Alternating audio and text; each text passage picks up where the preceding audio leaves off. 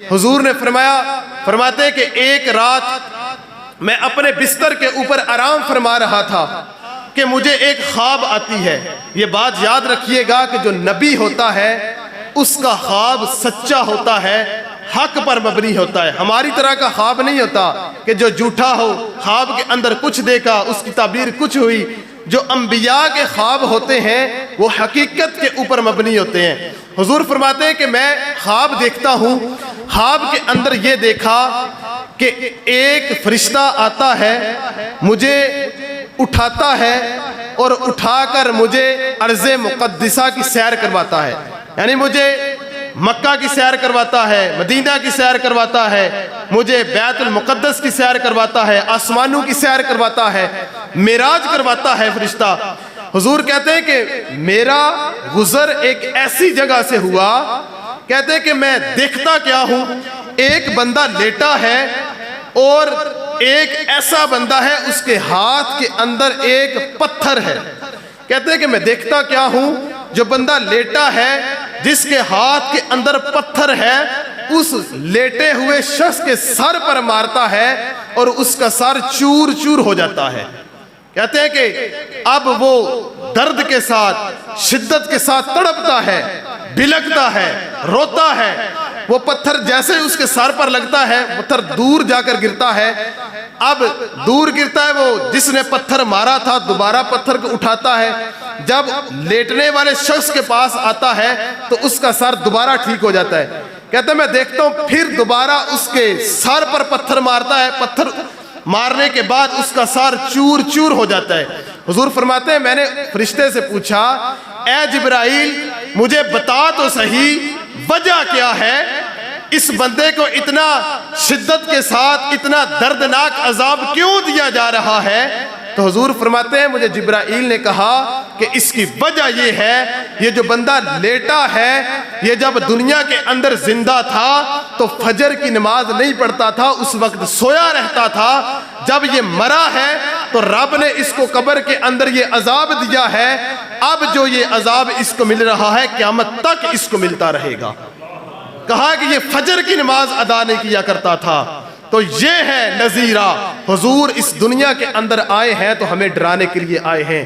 تو اب دیکھ لیں، میں بھی دیکھ لوں، آپ بھی دیکھ لیں کہ کیا ہم زندگی گزار رہے ہیں، کیا حضور کے اس فرمان کے اوپر، حضور کی یہ جو شان ہے، حضور جو مقصد لے کر آئے نذیرہ، ہم اس پر عمل کر رہے ہیں یا عمل نہیں کر رہے؟ کیا ہم فجر کی نماز ادا کرتے ہیں یا نہیں کرتے؟ اور اگر ایسا معاملہ ہے، اگر خدا نہ خواستہ اللہ نہ کرے، اگر میرے اوپر یہ عذاب مسلط کر دیا گیا، اگر آپ کے اوپر یہ عذاب مسلط کر دیا گیا، اگر قبر کے اندر عذاب آ گیا تو ہم کدھر جائیں گے؟ آج ہمارے بستر کے اوپر ایک کیڑا آ جائے، ایک چھپکلی آ جائے، ایک کوئی بھی چھوٹا سا جانور آ جائے، لیٹے ہوں تو ہم بھاگ کر پھدک کر دور چلے جاتے ہیں.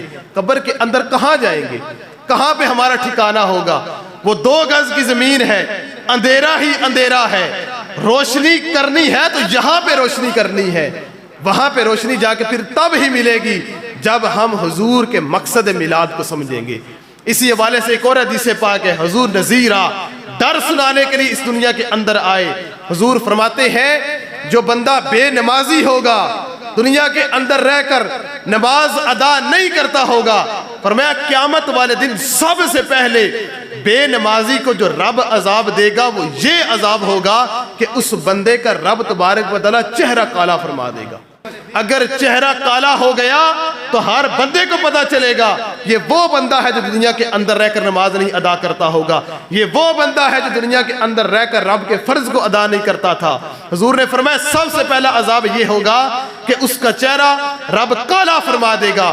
فرمایا اس کے بعد معاملہ یہ ہوگا، جہنم کے اندر ایک وادی ہے، فرمایا جس کا نام لملم ہے، فرمایا رب تبارک و تعالی بے نمازی کو اس وادی کے اندر پھینک دے گا. فرمایا اس وادی کے اندر رب یہ عذاب دے گا کہ اس وادی کے اندر اللہ تبارک و تعالی نے اونٹوں جیسے، اونٹوں کی مقدار سانپ پیدا کیے ہیں. فرمایا جن کی مسافت اتنی لمبی ہے، فرمایا 1 مہینہ بندہ سفر کرتا رہے، بندے کا جتنا سفر 1 مہینے کا ہوگا، فرمایا اتنی مقدار کے اندر اس سانپ کی لمبائی ہوگی، گردن اس کی اونٹوں کی طرح، لمبائی 1 مہینے کی۔ فرمایا بے نمازی جب اس وادی کے اندر جائے گا تو اللہ تبارک و تعالیٰ کے حکم سے جب وہ سانپ بے نمازی کو ڈسے گا تو فرمایا 70 گز تک وہ بندہ زمین کے اندر دنس جائے گا۔ فرمایا مارتا رہے گا، فرمایا بالآخر یہ ہوگا کہ اس کے جسم سے یہ جو گوشت ہے وہ جڑ جائے گا، صرف ہڈیاں ہی باقی رہ جائیں گی۔ نبی پاک صلی اللہ علیہ وآلہ وسلم نے ارشاد فرمایا، اسی ڈر کے حوالے سے ایک صحابی ہیں حضور کی بارگاہ میں عرض کرتے ہیں، یا رسول اللہ صلی اللہ علیہ وآلہ وسلم، عرض کیا یا رسول اللہ مجھے ایک ایسا وظیفہ ارشاد فرمائے کہ میں مستجاب الدعوات بن جاؤں، کہ میں ہر ایک دعا جب رب کی بارگاہ میں کروں تو میرا رب میری دعاؤں کو قبول فرمائے، مجھے ایسا وظیفہ ارشاد فرمائیے۔ حضور نے فرمایا اپنی خوراک کو پاک کر لو، رب تبارک و تعالیٰ تمہاری ہر ایک دعا کو قبول فرمائے گا۔ اب خوراک کو پاک کر لو، اس سے مراد کیا ہے؟ رزق کماتے ہو تو وہ حلال کا ہونا چاہیے۔ یہ نہ دیکھو کہ مال میں کما رہا ہوں تو زیادہ آنا چاہیے، بلکہ یہ دیکھو کہ میں جو کما رہا ہوں وہ حلال کا ہے یا حرام کا ہے۔ فرمایا کہ جو بندہ حلال کھاتا ہے، حلال کھلاتا ہے، جب رب کی بارگاہ میں ہاتھ اٹھاتا ہے تو رب تبارک و تعالیٰ اس کی ہر ایک دعا قبول فرماتا ہے۔ اور فرمایا جو بندہ اپنے جسم کے اندر ایک حرام کا لقمہ لے کے جاتا ہے تو رب تبارک و تعالیٰ 40 دن تک اس کے کسی ایک عمل کو قبول نہیں فرماتا۔ اب دیکھیں ایک لقمہ ہے، کتنے ایسے افراد ہیں کہ جن کا سارا رزق کی حرام کا ہوتا ہے، صبح کھاتے ہیں حرام، شام کھاتے ہیں حرام، بال بچوں کو کھلاتے ہیں حرام کا کھلاتے ہیں، لیکن حضور کا مقصد جو اس دنیا کے اندر آنے کا تھا وہ یہ تھا کہ کھانا ہے تو حلال کا کھانا ہے، نہیں ملتا تو بھوکے رہ لو، لیکن جب بھی کھانا ہے تو حلال کا کھانا ہے۔ یہ حضور یہاں پہ اپنا مقصد لے کے آئے۔ فرمایا جو بندہ حرام کھاتا ہے، فرمایا کہ وہ چاہے یا نہ چاہے، اس کو علم ہو یا علم نہ ہو، فرمایا اس کا جو جسم ہے وہ گناہوں کے اندر مبتلا ہو جاتا ہے۔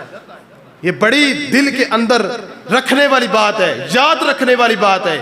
فرمایا جو حرام کھاتا ہے وہ چاہے نہ چاہے، اس کو علم ہو یا نہ علم ہو، فرمایا وہ رب کی نافرمانیوں کے اندر پڑ جاتا ہے۔ اب اگر ہم نماز نہیں نہ پڑھتے، روزے نہیں رکھتے، نیک اعمال نہیں کرتے، تو پھر دیکھیں کہ میں کھاتا حلال کو یا حرام کا کھاتا ہوں، میں اپنے پیٹ کے اندر کون سا رزق لے کے جا رہا ہوں۔ اور مزید فرمایا جو بندہ حلال کھاتا ہے وہ چاہے یا نہ چاہے اس کا جسم رب تبارک و تعالیٰ کی فرما برداریوں کے اندر لگ جاتا ہے۔ اب دیکھیں کہ میں اپنے جسم کے اندر حلال لے کے جا رہا ہوں یا حرام لے کے جا رہا ہوں۔ آج ہم حضور کے مقصد میلاد کو سمجھیں، آج ہم نعرے تو لگاتے ہیں کہ غلامی رسول کے اندر مجھے موت قبول ہے، غلامی رسول کے اندر میں اپنے سر کو اتروا دوں گا، لیکن کیا کبھی ہم نے یہ نعرہ لگایا غلامی رسول کے اندر مجھے داڑھی بھی قبول ہے؟ کیا کبھی ہم نے یہ نعرہ لگایا کہ غلامی رسول کے اندر میں حضور کے احکامات پر بھی عمل کروں گا؟ ہم یہ نعرہ تو لگاتے ہیں غلامی رسول کے اندر میں اپنی گردن کٹوا سکتا ہوں، لیکن غلامی رسول کے اندر میں نماز نہیں پڑھ سکتا، غلامی رسول کے اندر میں اپنی گردن تو کٹوا سکتا ہوں لیکن اپنے رشتہ داروں کے ساتھ حسن سلوک نہیں کر سکتا، غلامی رسول کے اندر میں محفل میلاد تو منا سکتا ہوں لیکن حضور کے مقصد میلاد پر عمل نہیں کر سکتا۔ آج سمجھیں خدا کی قسم، آج اگر ہم صرف میلاد مناتے رہیں گے، نعرے لگاتے رہیں گے، ان نعروں سے کوئی فرق نہیں پڑے گا۔ حضور حقیقی معنوں میں اس وقت ہم سے راضی ہوں گے جب ہم حضور کے مقصد میلاد پر عمل کریں گے۔